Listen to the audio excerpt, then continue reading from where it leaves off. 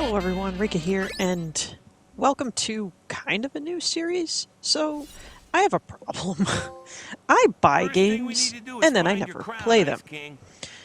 So, I wanted to try to challenge myself to go back and play through all of the games that I have backlogged and try to platinum all of them. So that's what this series is going to be. It's going to be my platinuming my backlog of games that I've collected that I've never played, and so on and so forth. So this one is Adventure Time: Pirates of the Enchiridion, and this was a fantastic game.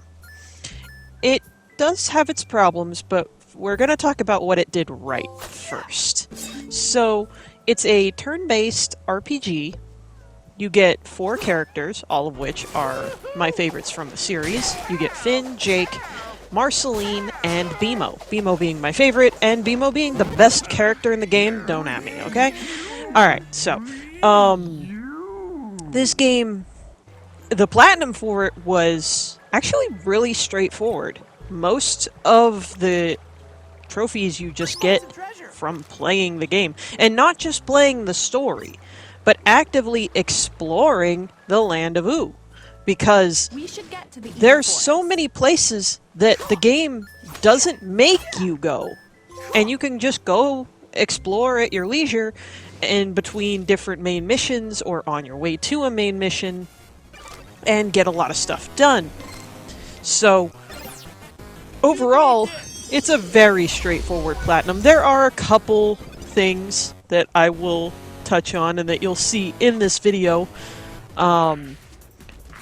There's a couple trophies that don't...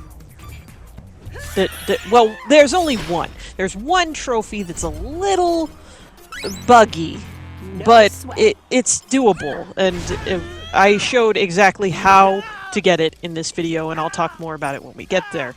But even if you're not a fan of turn-based RPGs and you like Adventure Time, I would play this game, because the battle system is so intuitive that I didn't really need to do much to get through the story. In fact, there was no grinding until the very end, because I didn't even have to grind for the boss battles, which is great because it felt like I was progressing properly and I was always at the right level I needed to be for the next boss fight. And some of the boss fights were challenging.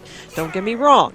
They were challenging. I had to use a lot of items. You know, I would love to see what this game would be like maybe with an item-less run.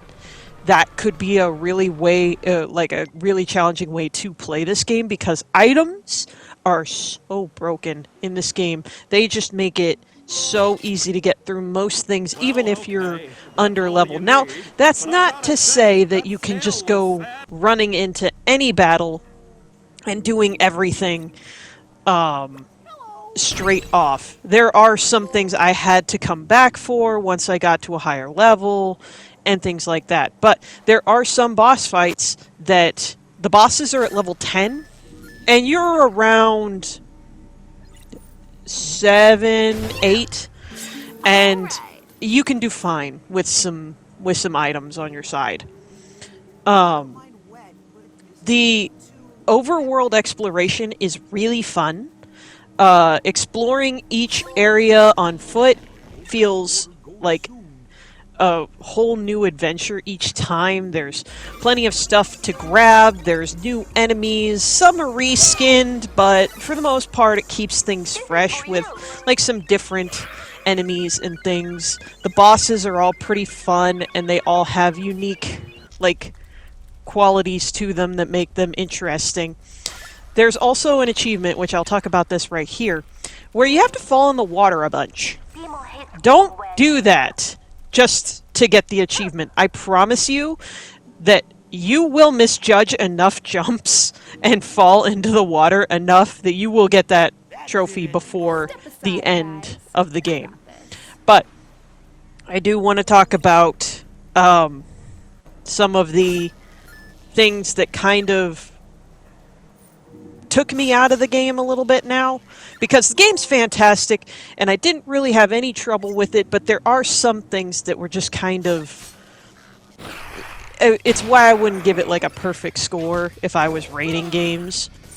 The dialogue cuts out sometimes, so they'll be talking and you'll see the text, so you can read the text and what they're saying, but the voice lines cut out, or they're too short, they cut off at the end. There's a lot of glitches when it comes to, like, jumping. Sometimes you'll get stuck when you shouldn't, and that was annoying when I was just trying to, like, level up some stuff and get some stuff done. Probably the worst part of the game is, for me, was the ending, where I had to grind everybody up to level 10, which even still wasn't that bad. You know, like, you can pretty much just go to the fire island and run twice through if you're level 7. Because I think I was level 7. I might have been level 8. I'm not sure.